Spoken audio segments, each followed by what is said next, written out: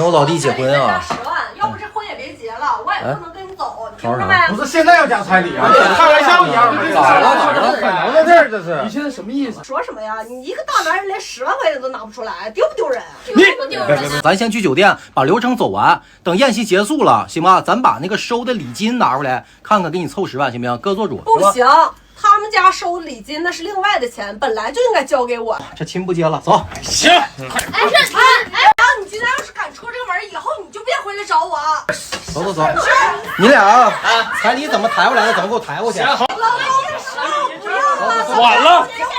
我不想结婚了，女孩要30万彩礼，还得有房有车，买不起房，没有女孩子愿意跟我过日子。你别再逼我相亲了，妈妈，我真的受不了。科长，是50万来了。谁这是看？知道是50万入门钱呢。当初咱们2家谈好的。定好的彩礼是18万8，我想着跟小雨结婚了以后，我们是一家人，我以后也要孝顺您呢，所以说我主动提了88万过来。应该的吗？这些东西是应该啊，也应该是应该。是今天是结婚当天，您忽然加价了50万，你让我上哪拿这50万去？所有人都在楼下等着呢，亲朋好友全到了。你走。好，今天这个婚不结了，10万我是不可能拿出来的。小雨，你听好了，今天不娶我是吧？你跟我回去了，我60万直接发给你，不行吗？啊，你跟我结婚了，我的都是你的。你发什么大款呢？你要拿直接发，现在来呀！我这笑死。结婚的时候让我喝洗脚水，那女人真心不真心？哪有什么真心不真心的？你结婚的时候你让你爸爸喝洗脚水的吗？你嫁还是不嫁？什么还要60万？不结了！算，别走！我结婚彩礼10万8，我给你。不应该给吗？给个我1分钱不少都给你了吗？应该的，你要明白是应该的。就连我自己的赶狗费，你让我先拿出来2万，我拿了没？也拿了吧？我今天结婚应该的，那么多亲戚朋友在酒店等着呢，对不对？你说你要来买车，我想着行，那过来买个代步车，结合咱自己实际情况买辆车就行了，对不对？我过来了，你过来，你给我弄个保时捷，对不对？我去哪弄这么多钱买不了这辆车就不结婚，是不是？是不是？是。这婚我还不结了。你下车6万起，我们那边就我普通朋友结婚，我都是要给钱的，给个2000多。行了吗？不行。不行，5杯6杯放在一起，听我的。哎，等一下，给他们看看，我们到底有多少钱？彩礼说加40万就得加40万，现在下车还要8万，你们想得美啊！别说了，回去再说。我就要说。谁能想到，一场本该温情满满的婚礼，只因男方掏不出昂貴的下車費，最終以荒誕的方式分道揚鑣。據悉，新娘和新郎2人戀愛6年，當初雙方談好彩禮12萬，女方家嫌少，後來加到18萬8，男方也二話不說全給了。但沒想到結婚當天，新娘又為了紅包，明目張膽地拒絕下車。新娘面對手捧鮮花丟入紅包的新郎，一次次拒絕下車。此時，他們已然把下車當成了討價還價的談判桌。新娘，媽媽好。阿姨好。媽媽好。阿姨好。沾奶粉了。彩禮給的不夠，什麼時候給夠了？你再喊吧。注意加油過。我媽說得再加30萬彩禮，給我弟弟買房，要不然不讓我嫁。認真的。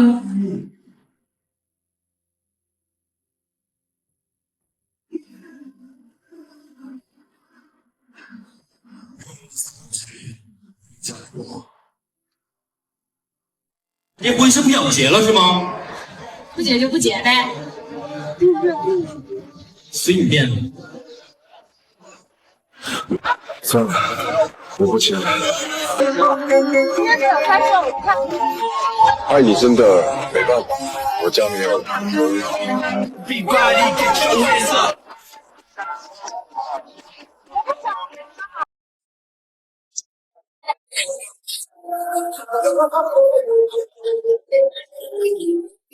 下車費了，改口費了，這些亂七八糟的，你給他過呢還下車費，直接讓他自己跑路跑過去嘛。這個是特別窮的地方，窮的地方才是高。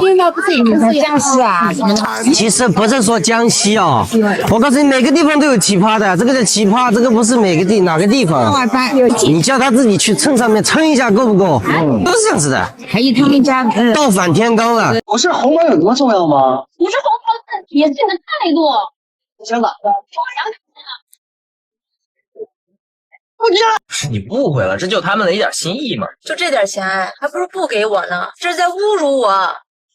不是，那你这意思，那多少钱合适啊？我闺蜜她改口费就给了2万块。那改口费和见面红包能一样吗？哎，你什么意思呀？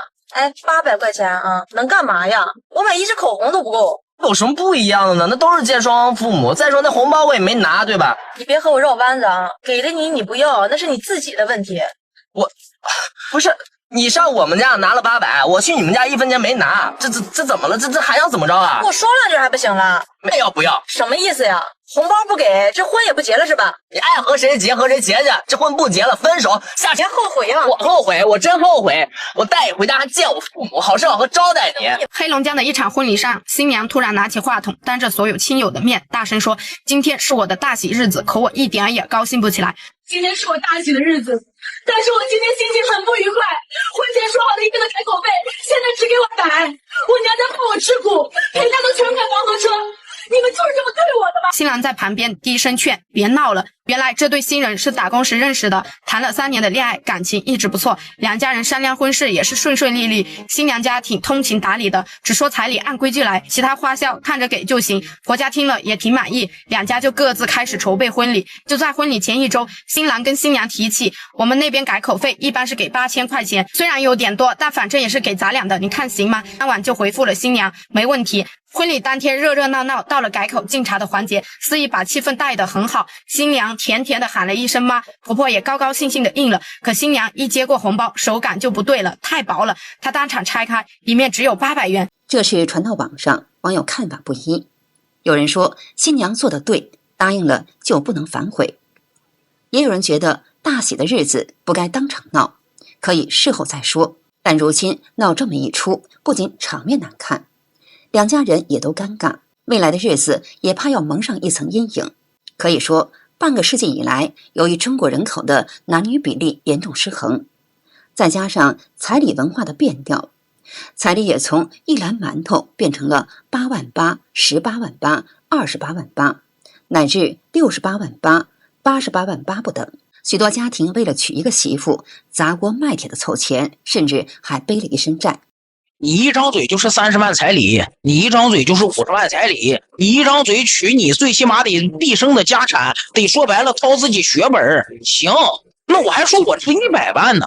男孩子他也不傻，我就明確的告訴你，你說100萬有人娶，那個人他心甘情願，行，那誰傻誰娶唄，對不對？你給他要1個億他能給你都行。你招個上門女婿，你給我50萬，我跟你改姓，我過去給你洗衣服做飯，你不也沒有這50萬嗎？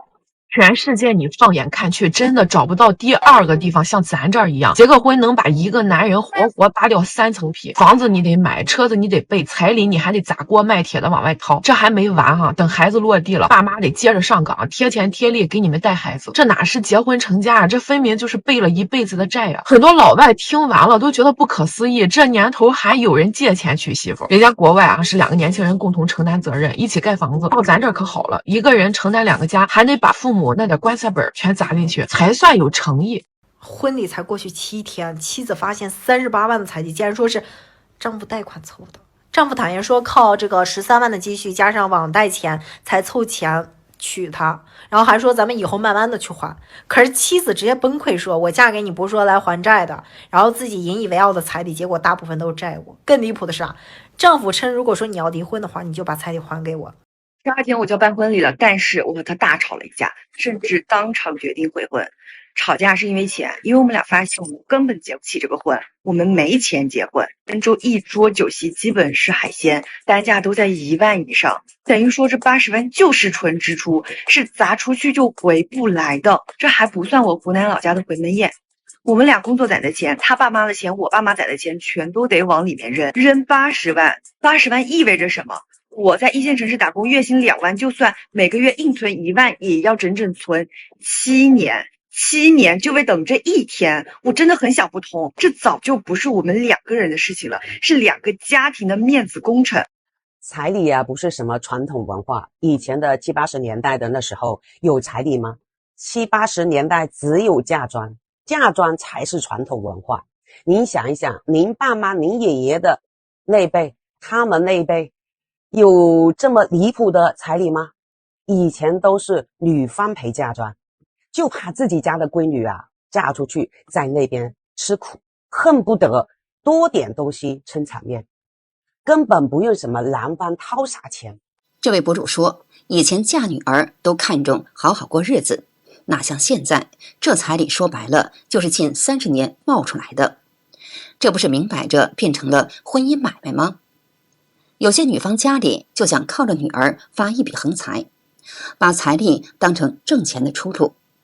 大家想一想，男人給30萬的彩禮，結果呢，女方1年就跑路了，哪裡去說理呢？30萬呢，這個彩禮不是大風刮來的。有些女方收了彩禮就開始盤算，這錢要牢牢地掌握在自己的手裡，滿腦子都在想退路。還有些女人非要求房產證上加名字，為什麼呢？不就是等着哪一天離婚了，能夠分一半的財產嗎？可問題是，不加名字不也是給你住嗎？加了名字，只要不離婚，這房子又跟你有什麼關係呢？說白了就是圖錢。因為彩禮的事兒談崩了，你家又不是說給不起。彩禮我覺得是小問題，主要是我覺得呢兩家觀念不合。先是彩禮從6萬8一路漲到18萬8不說，而且也不賠嫁妝。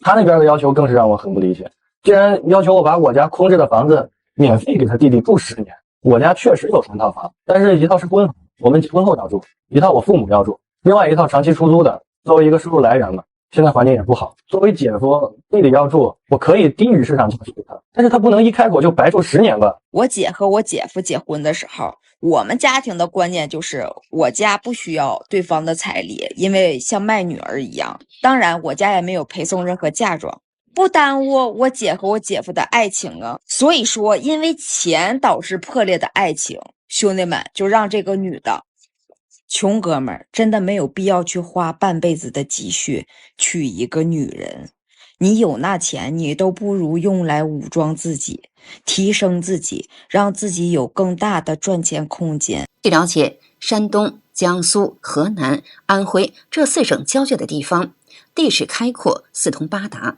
也被貼上了高價彩禮的標籤。從1980年代開始流行起現金彩禮，到1990年以後，從幾萬到幾十萬，彩禮價格一路狂飆。2020年，有人結婚時彩禮普遍超過10萬。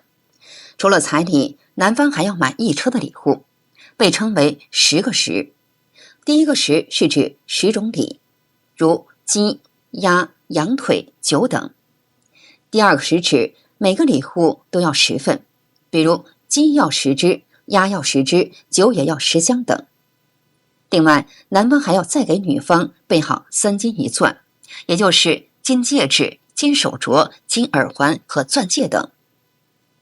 也有人指出，在整個結婚環節中，彩禮錢只是開胃小菜，一般情況下，男方要提前買好車房，才能有訂婚資格。我們那邊習俗呢，彩禮38萬。38萬，你今天都來我公司了，你也看到了，這牌面3000來瓶，別說38萬了，咱倆處好，我給你加20萬都沒毛病。那行，那沒問題。你也先別太高興啊，我得問你倆問題啊。第一個問題，你能接受婚前 GPA 檢查不？就是那個婚檢。那好，那第二個問題，你有同居史沒？我勸你善良啊，有啥說啥，因為你不告訴我，我找人一查也能知道。有過一段，大約2年左右吧。你處過幾個對象啊？3個。那咱倆不合適，你先走吧。什麼意思啊？我處過3個對象也不算多。再說了，有同居史的女生難道就那麼不堪嗎？你同居2、3年，那跟二婚有啥區別嗎？那個時候不是年輕嗎？誰還沒有相信過愛情的時候？後來我發現，那他們就是個渣男，我不最後沒選擇跟他們結婚嗎？啊，你年輕時候相信愛情，到我這時候就不相信了，就相信房子、車子、票子了。那你没有过同意书吗？我有啊，所以我不要房子、车、彩礼啊。请问新娘对彩礼满意吗？只给了38万彩礼，如果公公婆婆能给我洗衣做饭带孩子，那我觉得还行。另外还得给我弟弟买辆车。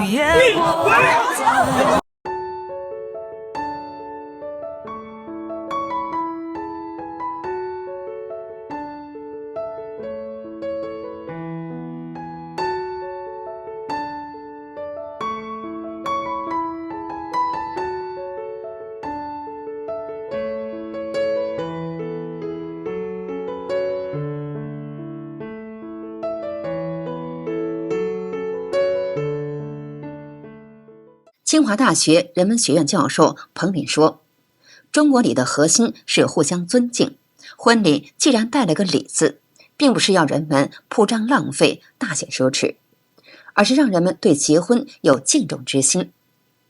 婚礼其实是一件严肃的事情，而现在的高价彩礼很明显把这一层给冲淡了。好了，今天就和大家聊到这里，请您记得点赞、订閱、留言，并且分享给您的朋友。感谢您的支持，我們下期節目再見。